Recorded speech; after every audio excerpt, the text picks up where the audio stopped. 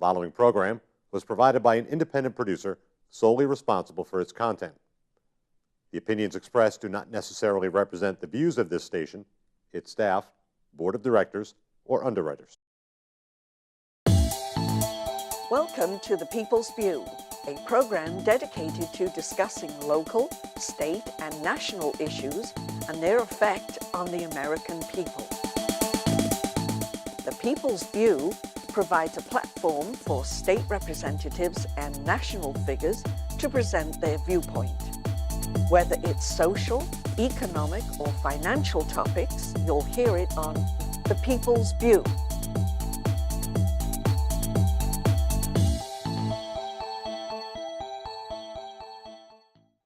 Hello and welcome to The People's View.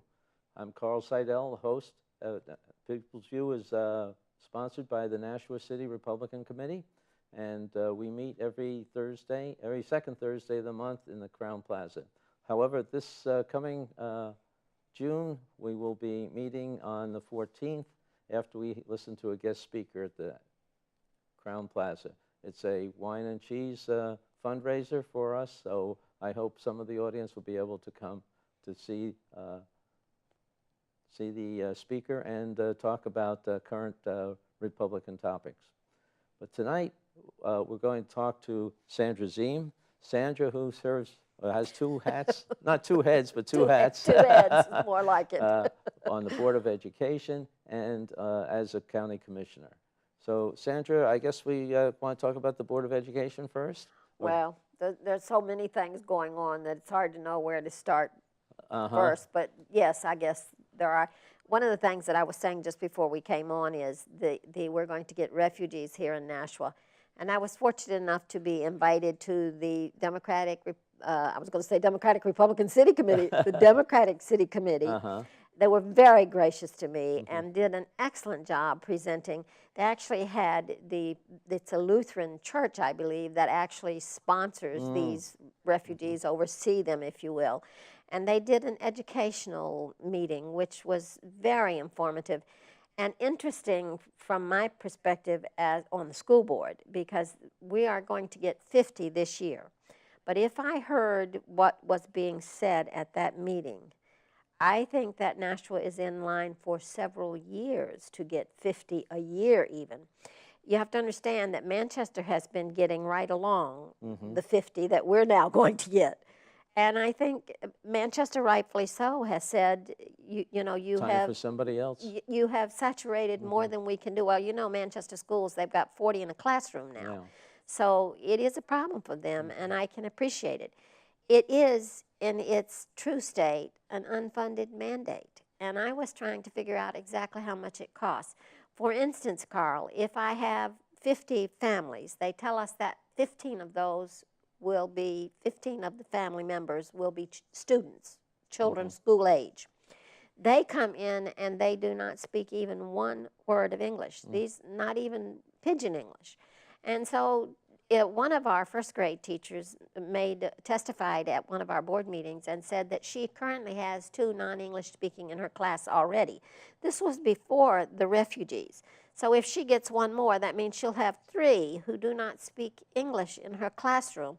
In our first grade classes, we have like 23, 24 in a class. Now you add to that 3 of them can't speak English and you have no translator. She was telling us that in years gone by, when they got non-English speaking, they had a translator. Well, translators cost money, and I'm sure the listening public is aware that money has been a real issue on the school board. So we're not going to get any money with these 15 students. When are they coming in? This year. They will coming in gradually. They just come across the board? No, they don't all come at one time. And it was interesting. There was an attorney who made the presentation, and he said, you have to really, and I thought his was the most interesting part of the whole thing. He said there are 3 types. He said you have your economic refugees.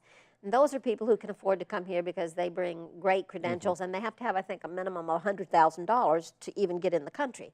And then you have your political, which are the ones that we're talking about with these 50s, and then you have the illegal. And his point was you need to be very careful that you don't lump them all together, because these political people are people who, and most of these are Iran. And so these are people who have sided with us, if you will, as we served in their country and were invaluable to us. And the illustration that was given was there were 2 doctors coming. These doctors have the same education that our American doctors have, but they don't have the same credentials that we require. So they can't practice medicine. So the comment was made, so as you're having dinner downtown Nashua, the waiter who waits on you may be one of these doctors. And I have to say, great empathy. I mean, how can you not feel empathy for somebody like that? But at the same time, when I look at our schools, and going back to the unfunded mandate part of it, I figured it out. I said, well, you know me. I do real estate. I'm used to numbers. And so I said, if we pay an average teacher $43,000, that's beginning, 43 around. So if we pay them 43 and we have 15 students, that's 3/5 of the class, or 60%, which came to like $35,000. And then if we put 40% on that for benefits, that brings it up to the 45. And then if we put a translator on there, which really should be there, now we're talking, how much do you think a translator costs? 40,000, 30,000? At least that. You're talking $50,000, $60,000 any way you look at it. And when you don't get that money, what you're talking about is a lack of services to our children. We already have overcrowded classes. We already have diversity that will not end. We already have obsolete books. We already have, I mean, I think our children pay the price, and it grieves me. I think these federal unfunded mandates, they make me so mad my face turns red. Well, I understand that. I've talked to you a number of times about unfunded mandates. Not my favorite thing. But it also just doesn't seem logical that people coming in that don't speak a word of English don't go through some English immersion course. Why hasn't somebody come up with saying, we'll have somebody come in, and even if it's one of these recordings, I'm trying to think of the name of the company that does that, but there are a number of companies that have immersion courses in whatever language. Our companies, if we send somebody over to a foreign land who is going to have to talk to the locals, that we put them into an immersion course. In 3 months, they know the language at least well enough to get, communication. I think it's money. That's my. But you're going to save money if you do it there instead of trying to have somebody. But the difference is that would be federal dollars, because it would come off the top. The other way, it's local dollars. It's your tax dollar. It's my tax dollar. But more than a tax dollar, why are our kneecaps failing, going further and further behind? Why are we digressing instead of progressing? Oh, yeah. As a school board, I have to tell you, I think we're pretty diligent. We don't always agree, but that's healthy. But we're diligent. And I do think Mr. Conrad is diligent.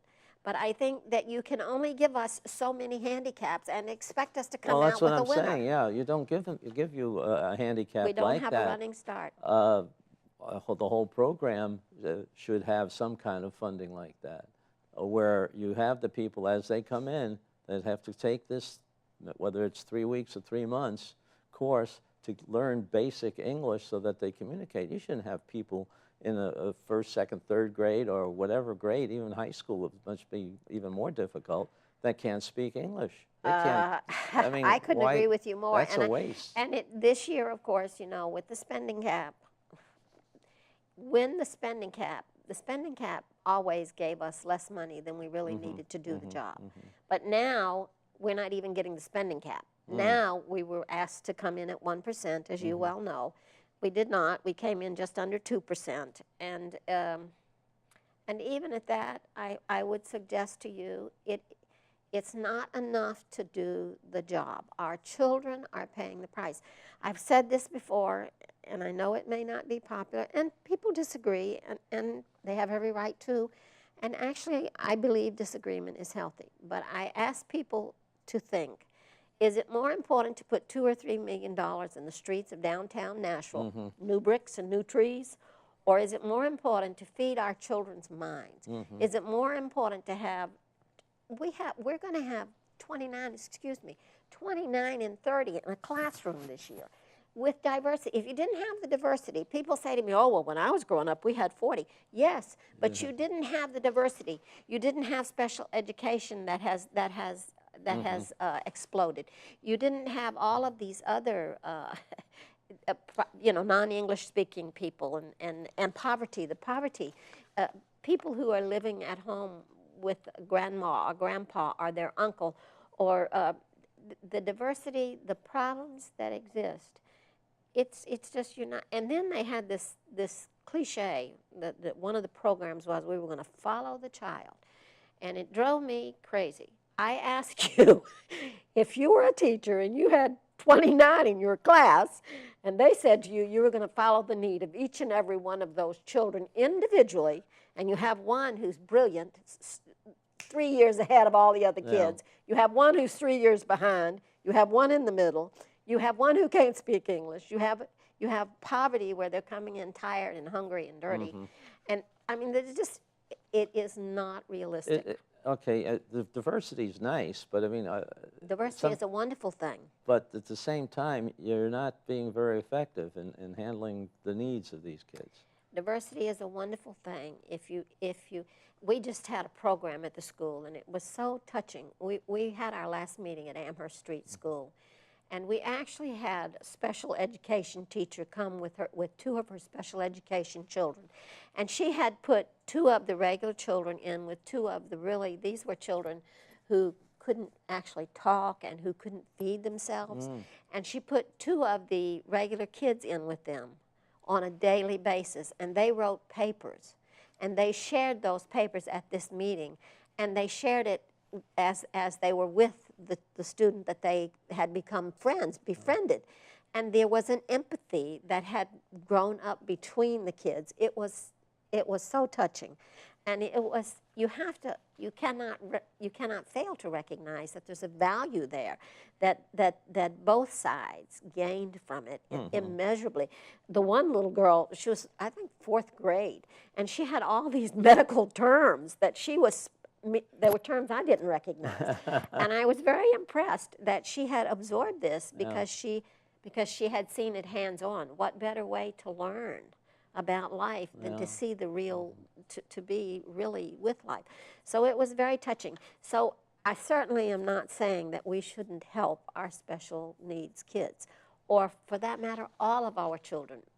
Every child, whether they're rich or... You have to balance it, though, with some of the problems, and that's a hard thing to do, I understand. And I commend the teacher for bringing other people in, because I think that's the way they did it years ago, too.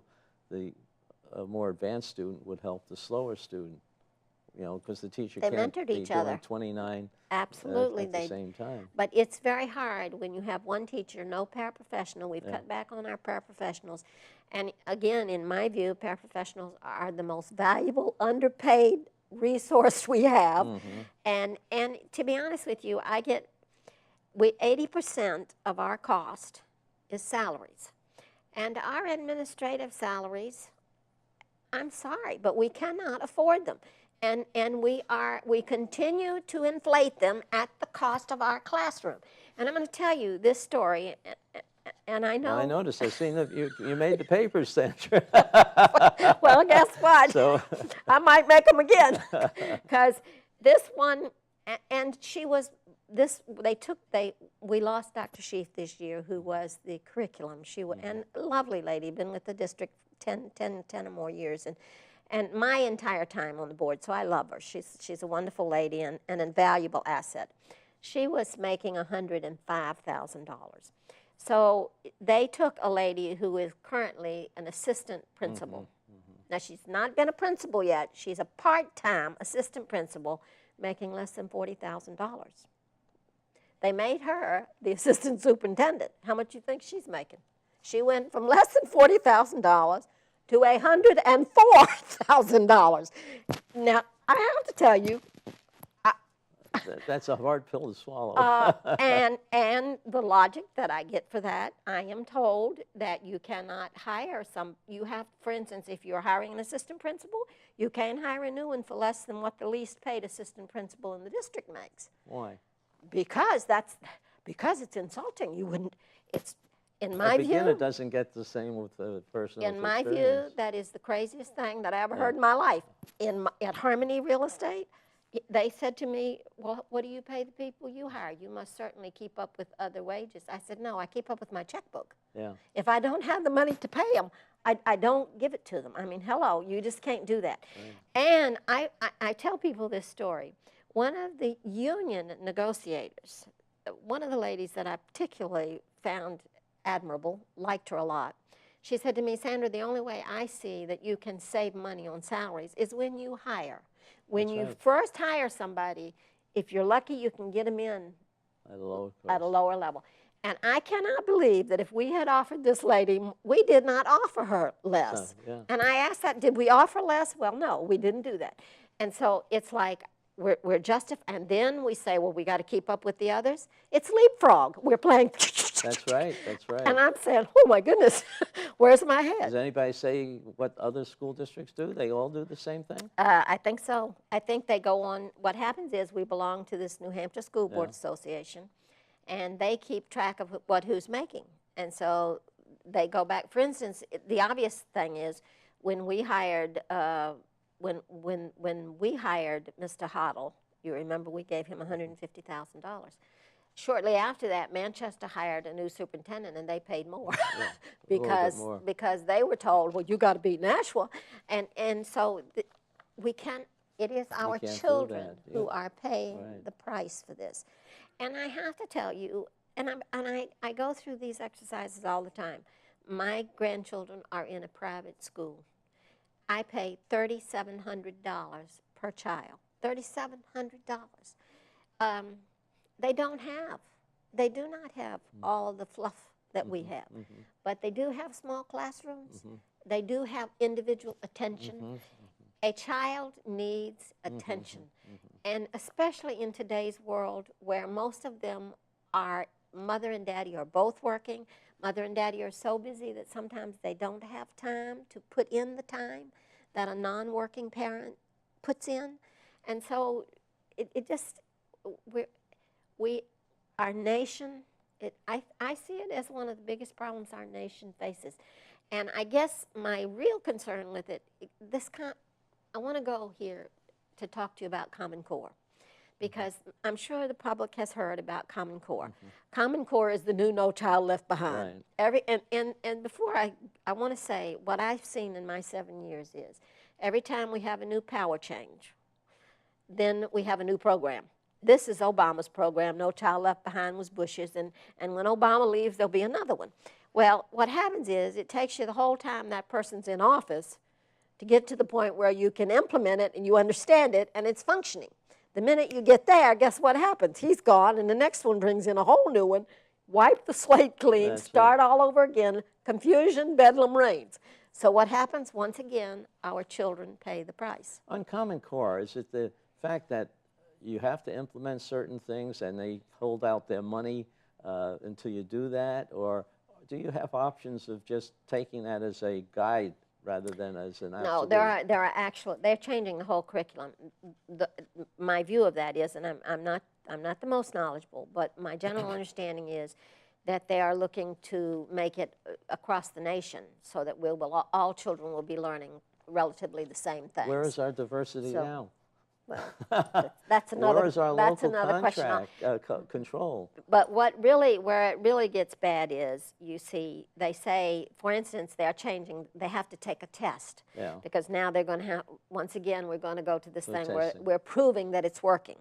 And so the Smarter Balance, I think, is the name of this new test. Well, it has to be done on computer. Do you think Nashua has computers for every child? No. Absolutely not. And some of our computers are so old they belong in the trash. And that being the case, how much do you think it will cost us just to get everybody to it? Now, Mr. Conrad has been very ingenious in that. He's doing work tables where he can roll the computers in and roll the computers out. But computers are obsolete very quickly, And it's very expensive to keep up with technology. And I would suggest to you that without technology today, you're going to fall behind even more, because technology, No, I agree the with you there. stuff is wonderful that you can do on technology. Now, I've heard two different figures. Dr. Mortaki, who is one of our board members, I think he said that on the state, he was told $269 is the cost of Common Core implementation per student in the state. So if you take our 13,000 kids, you multiply $269. Recently, I got an email from Cornerstone has an educational arm. They seem to think it's going to be $400, $404 per student. I would suggest to you that nobody knows how much it's going to be until it's done. But whatever you think about it, it is an unfunded mandate. And they preface that by telling you it's voluntary. So I said, if it's voluntary, I'm on school board. Why wasn't I ever asked? I don't remember voting on that, folks. Oh, well, it's not the local school board that votes on it. It's the New Hampshire department. It's the appointed school board members by the state, which would be, of course, Governor Hassan. So these people, and I think there's like 5 of them, 9 of them, I don't know. I think it's like, I don't know. Whatever it is, those people decide for the entire state. So before it, but then it gets even further. If you're going to have a new program, shouldn't we as local school board members, shouldn't there be some dialogue? Oh, yeah. Shouldn't we be having think a so. workshop on Common Core? Shouldn't we be, and if anything happens, if there are any, this is going to be substantive change. You're not talking about minor change now. You're talking about everything old is gone and it's all replaced with new. Well, when you're doing that with 900 teachers, that's a pretty massive undertaking. And so there will be losses. You don't make major change like that without some mistakes. And when you make mistakes, there are losses in my view. And so, and I'm not saying that I think the idea of all of us having similar curriculum isn't a good idea. What I'm saying is it's an unfunded mandate, and I have been told that unfunded mandates, now you can confirm this, they're against the law. The state of New Hampshire has a law, I understand, that says you cannot. You cannot. Well, we wanted to do away 2 years ago with the Board of Education or the Department of Education. It's a redundancy that isn't required in our state, I don't think. I don't know how you make change. We obviously need change. When your kneecaps, when your scores constantly go down, when your children are not thriving, and I don't think they are. Our kneecaps this year, from what I could, we didn't have a workshop where we went over these kneecaps, but from what I could glean from them, you remember when I was here last, I told you that at the 2 high schools, when our graduates leave, 33% of them were not reading on grade level. Went up to 40%, not 33, but 40. So that in 1 year. So that tells me that something is not working. And now we're going to change a program. We haven't even got what we worked. This whole thing makes me. And I've heard some people who are backing this Common Core want to do away with a lot of the exams to monitor the progress of the program. They say these exams are insulting to the teacher. Again, it comes back to your earlier remark about offering somebody a little lower pay is insulting to the teacher. Well, it's not insulting. You reward people who do a good job with One salary. of the things that I understand is with Common Core, if you subscribe to Common Core, which Nashua has, then the requirements on No Child Left Behind are eradicated. Yeah. You no longer have to deal with the requirements there. Once again, going to my thing, that every time the power changes, so there's never going to be an accountability, because every time power changes, the accountability changes. So what we're saying is there is no accountability. And if I had no accountability in real estate, guess what? I would have never sold. Well, that's the same thing in jobs, too. That's what I was up there in the House. One of the biggest problems I had was having the agencies show that they were accountable. Are your programs doing what Working. they're supposed to do? Are If they not, working? what changes are you going to make? Are you going to drop it? You're going to modify it? What are you going to do? Just leave it alone? And most of the responses, well, we don't have any money to change it.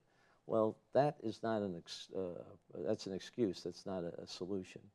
And I don't know what we can do about it, but we I have to don't get think people up there throwing who want to money do at the something. problem. I tell you, I know that sounds like a cliche, but I looked at this lady that they took from making less than $40,000 to 100, and she's my pick. She was perfect. She said two things that I thought were so wonderful. She said the magic happens in the classroom, which spoke to my heart because I do believe that that's where they learn. They learn in the classroom. That teacher has to create that magic. That's she right. has to make them want to learn. Right. And that a good teacher does that. So and for that, for those good teachers, I cannot be grateful enough. They pay a price for that because they give blood. In my view, they give blood, and it breaks my heart what I see them going through. It's too much. It really is, and I get emotional. Then I forget everything. Well, I kind of agree with your earlier remark too. I think we're a little administration heavy. You got to be trim and lean and trim for your administrator. That happens with a company too, and a lot of these big companies, they go through layoffs just because that's the easiest way for them to trim out the fat. I would suggest to you that if we were paying them lesser monies, we could afford. If you multiply the number of administrators we have by the kind of monies that we pay them, plus the 40% benefits, if we were paying them a little less money, we could afford to have. I believe in education. Yeah. I would much prefer have someone teaching my child who has a good education and an administrator who's overseeing it. I don't have a problem with education. I wish I had more. I don't think you can get. I believe in lifelong learning. Michelle Papanicolo, one of our adult education director, lifelong learning is what they try to promote, and I believe in. You haven't stopped learning, have you? I know I haven't. The school board's taught me a lot. I don't even want to tell you. So, All right. and I'm sure I'm not right in all of this stuff. Nobody is right about everything, but I believe it grieves me that we don't have more dialogue about it, that you don't hear it discussed enough. It's like we don't have time to talk about our children. The most in my I'm not a young woman anymore, so I'm not going to live forever. So I ask myself, what am I leaving my children? What will they have when I'm not here to try to protect them? And I see it being less, and it's less because of the mistakes that we're making. And it doesn't have anything to do with the value I place on these educators. Believe me, I have great respect for our teachers. We have some really. Well, I want to ask you one Stellar. other thing before we shift your job title from one head to the other. How is the discipline in the schools? I've heard some stories that we still don't have the proper control, the environment for the kids to learn because they're not disciplined properly. I wish I could say that were a lie. I wish I could sit here today and say to you that's absolutely not the case. Again, it's resources. Yeah. If you have 29 in class and you have one teacher, you have no paraprofessional, you tell me, is she able to when you have one ruly child, what does that do for the other 28? What does the administration say you have to do with the unruly child? Well, don't say that they have to handle them because it's obvious that one teacher can't handle one unruly child out of 29. Do we kick that child out or put them in a special class, or do we somehow we used to have re-educate them? timeout. We used to have timeout rooms. We used to have actually special rooms where they put children who were for a timeout. Basically, go in and cool down, and when you've cooled down, we'll talk about it. They don't. But to do that, you have to have somebody. You have to have a body. You have to have somebody to do that. That's a paraprofessional usually. We've eliminated all those people for the most part. And at Amherst Street, they have a wonderful thing. They have a lady whose job it is to teach behavior. to teach honesty, to teach respect, and she's marvelous. I actually sat in on one of her classes, and every week she has a class with every grade level. Oh. So that the kids know her, and they have confidence in her, they trust her, and they share with her, so that when there are problems in the school, they can be, go to her. and yes, and they can be handled before they explode and become much worse. But we don't have one of those in every school. That's a Title I school, and Title I schools get special funds that we don't get. We're changing that program. You might have, that was another thing that I don't remember, I don't know what was in the paper, but I know that I voted against that too. Our Title I director is retiring, and he wanted to increase that salary and decrease another salary, saying that the other individual could be part-time. Well, both of them are currently working more than 40 hours a week. So how are you going to take, so what's going to happen is they're going to come back in another year and want us to build that salary back up. And I don't see any money to do that. So I don't, and I didn't see, I said I would like to have a workshop on Title I. I'd like to see the statistics. Of the 5 schools that are Title I, what percentage in each school are Title I kids? And what are the special services they get that the other kids don't get? And which one of these kids are the kids that are bringing our kneecaps down? Of course, we didn't have any of that information. Hey, you're going to run for superintendent sometime? I could never, and I don't envy know, Mr. Conrad no. that job, please no. And especially he has Yeah. members like me. But it's a matter of setting priorities. What's going to help in the long run? And I think that's where I see things missing. That the priorities, as you say, if you got a program that's working and keeping discipline under control, that's one of the things that makes the charter schools, the private schools, more desirable to our parents. They don't even, and I can tell you this year, I don't think we've had more than 4. When discipline comes to a certain level, it comes to the school board. And it usually is very, like drugs or stealing or a weapon in school or those more severe things. I don't think we had 4 maybe this year. I don't even remember 4, to be honest with you. I think 2 or 3. I guess in my mind, I asked myself, in 13,000 kids, is it realistic to think that we only had 3 or 4? I don't think so. So I don't think that we are enforcing the rules we have, and I believe that a law that you have that isn't enforced is worse than no law, because what it does, it breeds disrespect. If I go down this road doing 60 miles an hour and the cop passes me and says, "Hi, Sandra, how you doing, honey?" You know what he's telling me? It's all right, go ahead. And that's exactly how the kids view it. The kids are smarter than we are. I think that you have to breed respect. You have to demand it. And without it, again, the teachers are working at a I think that's where it handicap. starts, and that's what that's one of the major things that appeals to people who take their kids out of school. So anyway, let's take a little bit of time and change your hat and talk about the commissioner of Hillsborough County. Now, the 3 of you, you're not chairman this year, but you're one of the 3, and you're going through a budget. And I know I've been through that, and it was pretty terrible last time. What's happening this time? It's funny, this year, the mood has not been as brutal in my view. I tell you though, the pass-throughs, we've had so many pass-down expenses that the taxes are going to go up. There's just no way. In fact, the executive committee approved their budget last week. Friday was the last day. And so the next stage is, of course, that it will go to the whole Hillsborough County delegation for final approval. Previously, our tax base was $44,109,421. That's why I'm holding these papers, because I want to get this right.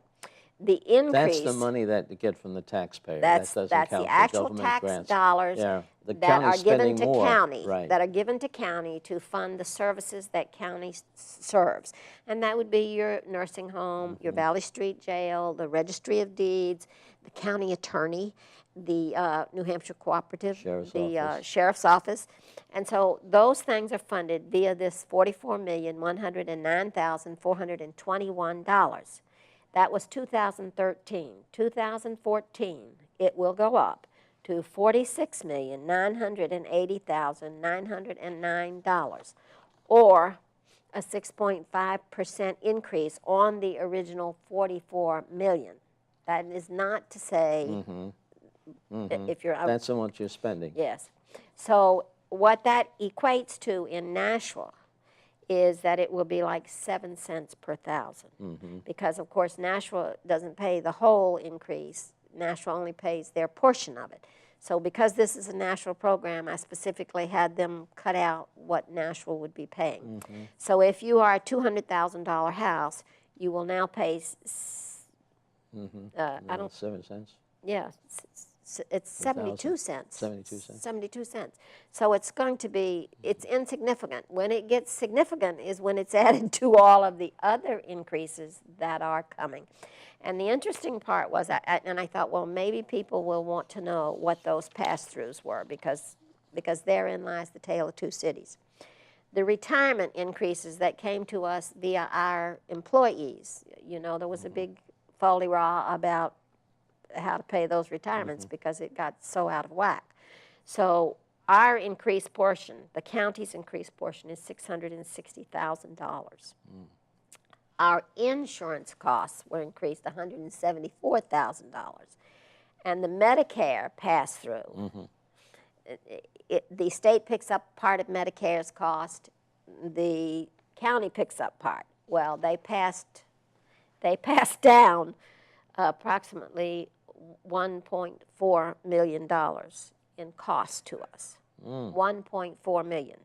So you cannot have those increases.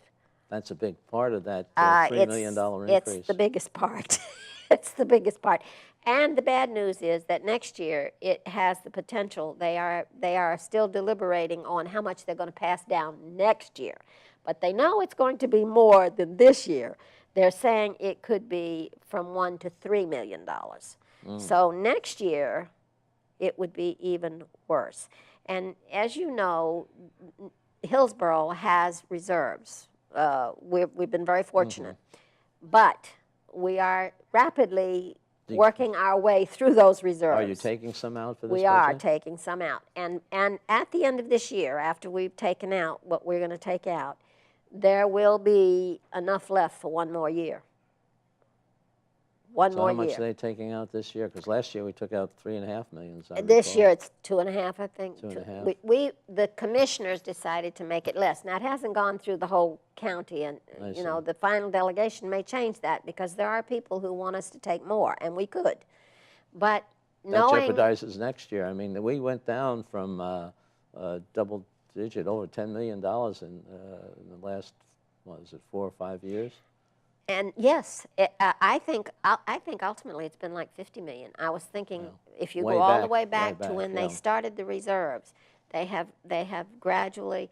But I would say to you, from what I can see, a lot of that has been pass-throughs. It is, from what I can see, and if I'm wrong, please speak up. But I think that a lot of it is that the state, when the state doesn't have money, they look around for who's likely, and if we have money, guess what? They come and get it. So, and maybe that's as it should be.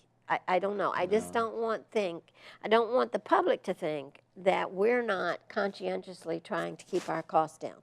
I think the county is the most efficient, especially Hillsborough County. Yeah, I can't even tell you. Our nursing home, that Goffstown nursing home, it encourages my heart. We had recently an employee retire 45 years. Now something's got to be right there for somebody to stay 45 years. And when we go over there, the food is wonderful. They have crafts once a week. During the summer, they have music out on the lawn. They have an outside veranda where they can go out and have coffee.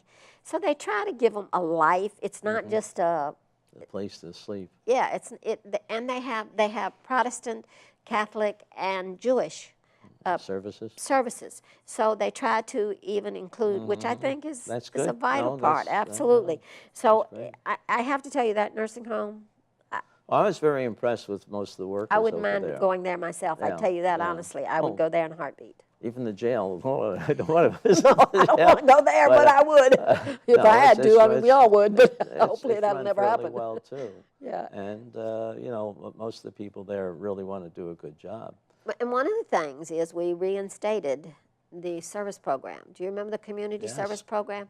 Well, what happened was we couldn't afford it anymore. It was costing $400,000, I think, or something.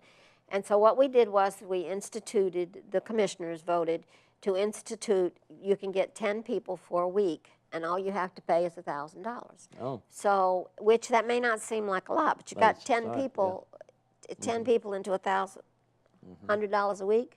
Where would you get that? And the reason that is because we have to pay for somebody to take the truck out, Yeah. to supervise them, to make sure nothing happens, and then the transportation and that. But we figure we're hoping that will cover the cost, and people seem happy that we've reinstituted it. That well, that's a nice that, novel you know, way of working they have to around commit. the problem. They have to commit now. They have to take a whole week. We can't do it daily because it would be a nightmare if we 2 hours here and 3 hours there. Yeah. But a week is not much when you're like if you wanted to paint City Hall or if you. I think it's a good thing and Well, the prisoners want some kind of work like that too. makes them feel good about Yeah, themselves. yeah. I think it's profit in all labor. Profit in all labor.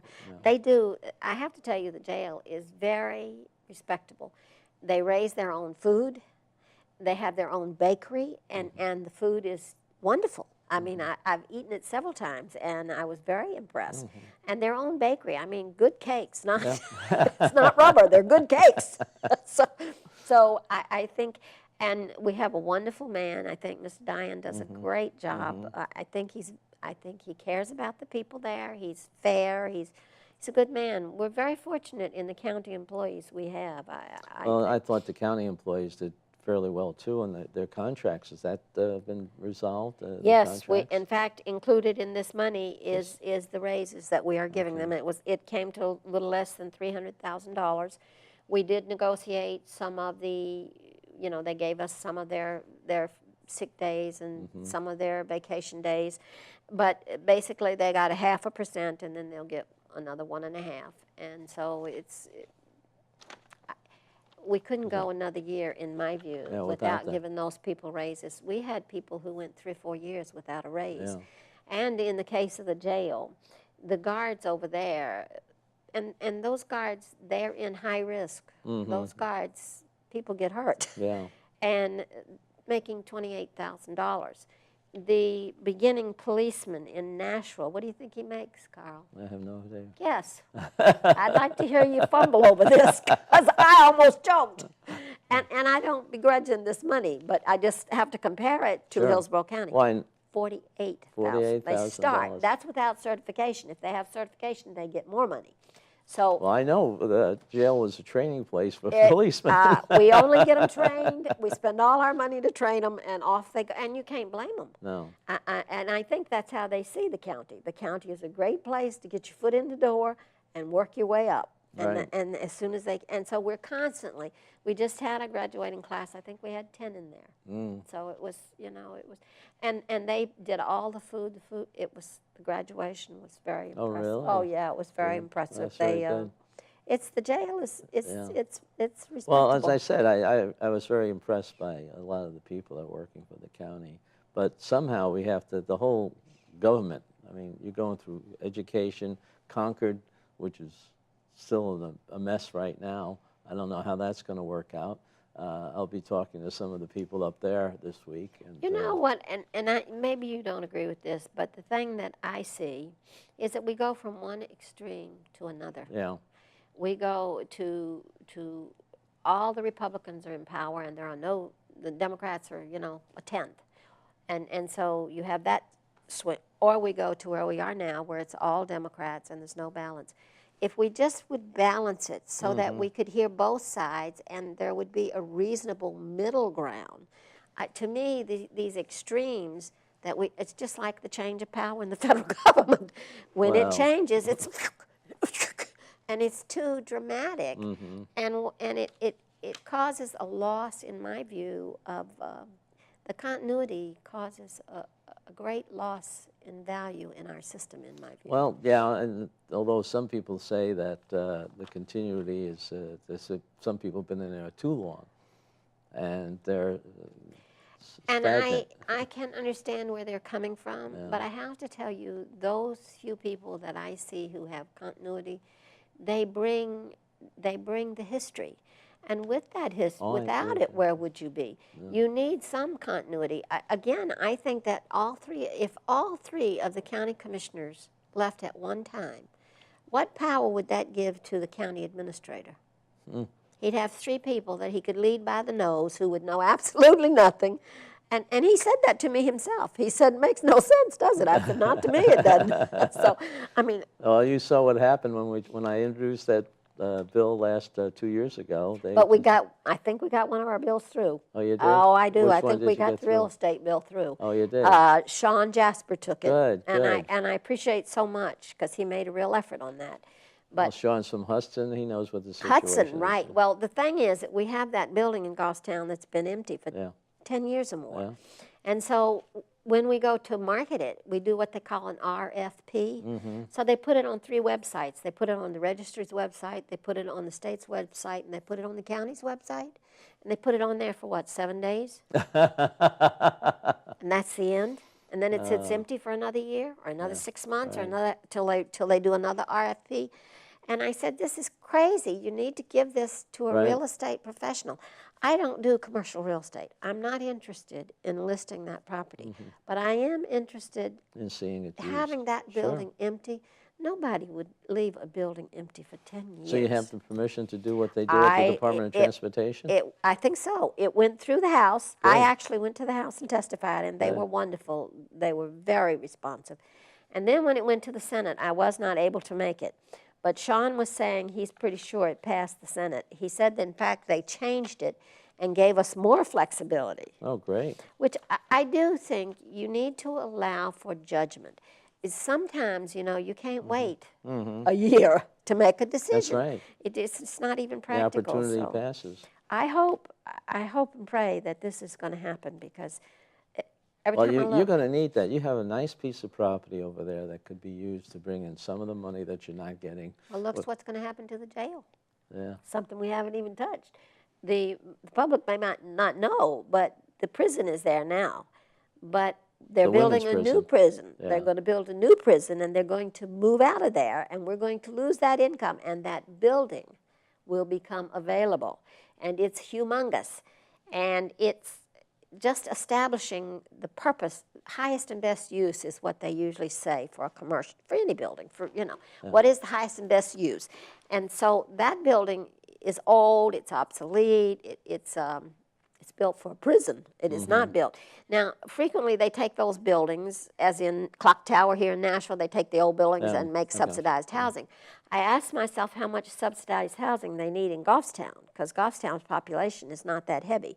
And then I asked myself, is this a time also to be putting federal funding into housing because of our national debt? And so I think it's time we should be cutting back. I think it's a time anything that we don't have to have, we should stop spending money on and catch up. You have about a 3-year period that you're going to have in 3 census? years. And, 3 years. 3 years is exactly. Have you approached the community colleges? They're the ones that are growing and have been getting some money. Representative Kirk said also that there were some juvenile programs that might be. It's hard though. To be honest with you, I think we need to go in and do an assessment of what is the highest and best use of that building, and because it's unique. It is very unique, and it needs, and of course we own the registry here in Nashua, and of course the real estate comes under the purview for the most part of the commissioners, and so it is a part of the county commissioner's job that I particularly am interested in because it's my livelihood, it's my life, it's where I've spent my life, and so I have the experience, and that one building sitting empty for 10 years. It's such a loss. I mean, can you imagine? I just can't imagine anybody doing that. So but I understand that they had several years ago, they had somebody who wanted to build on the county land. The county has 500 acres. The Yeah. public may not know that either. And they wanted to build. They wanted to take some of the old buildings and use them for a juvenile. I think it was a juvenile home then. And the commission, not the commissioners, but the delegation, becomes a political battle. It all becomes politics. It's not like when you own property, you look at it and you say, what's the best thing for my pocketbook? And I said that to a state rep yesterday. I said, you know, I look at real estate and I say, what's the highest best use? Where is the money?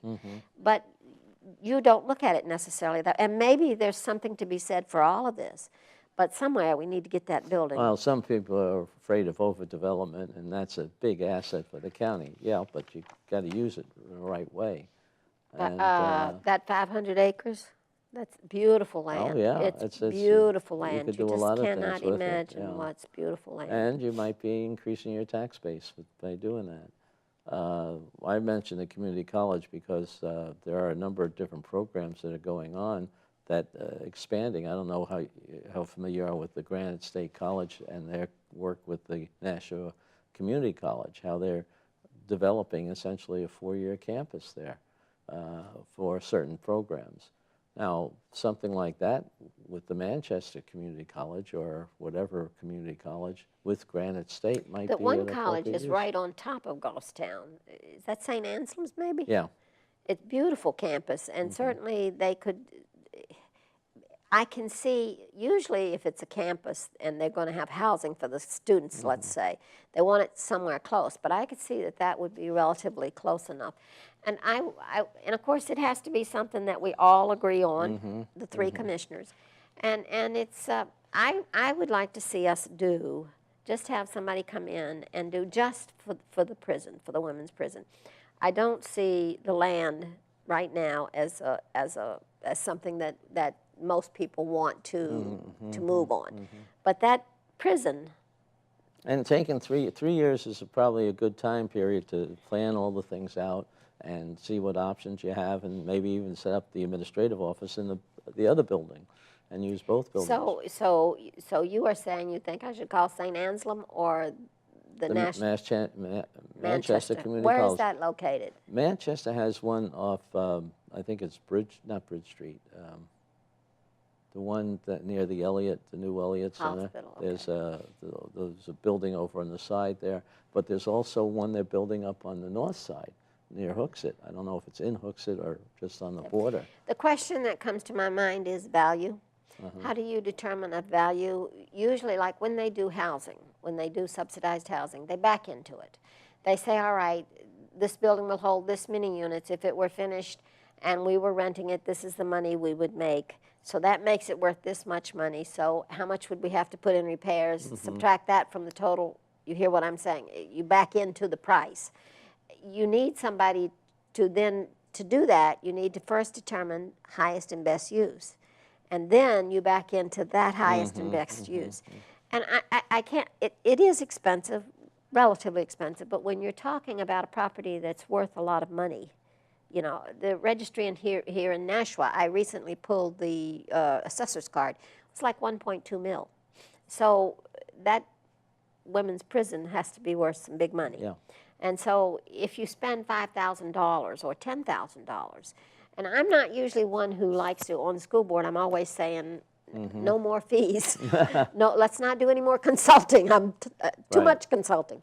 But in this case, I have to say I would probably be in favor of doing some consulting. Because it is a very rare form of skill to be able to determine the highest and best use.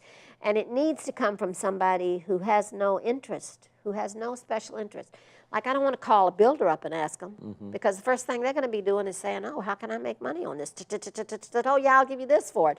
Well, guess what? So I think it's worth, that's, you know, but it's like I was saying to you earlier, appraisals sometimes are worth their weight in gold. Well, one thing, David Campbell's chairing the Yes. Public Works Committee, and they handle the budget for the capital expenses. maybe we ought to talk to him or one of his people who was looking at how to help community colleges, or because I know the last one that we approved gave a significant, I don't know, I think it was over $20 million to community colleges for expansion, for new buildings and stuff like that. I have actually thought a couple of times maybe I should call him. In order to do that, the first thing I would have to do is speak with the other two commissioners, because of course I don't want to overstep. I'm only one of three, and one vote's not enough to do it. But I do think it might be worth giving him a call. If I ever see him unofficially, I might could, but I don't. I think he's up there all the time. We'll see. We'll give him a talk. Yeah, he's up there all the time. Yeah, if you see might what we mention can it, do see then. if he. Sandra, I think we've used up our time. It Talk was your nice ear off. talking to you. No, I still have my ears. That's right. But I really appreciate it because you're very knowledgeable and you're so involved in so many different things. It's interesting to listen to you. But our audience is time is up, and remember, this program is sponsored by the Nashua City Republican Committee, and our website is nashuagop.org. To listen to all the programs that we have and catch up on past People View sessions. So please listen in and tell your friends about our program, The People's View. And we'll hope to hear from you next week.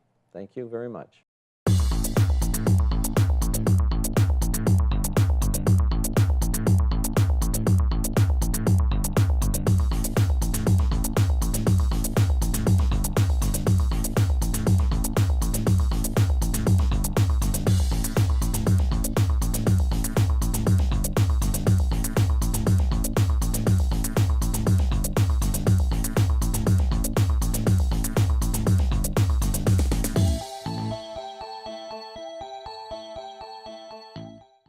The preceding program was provided by an independent producer solely responsible for its content.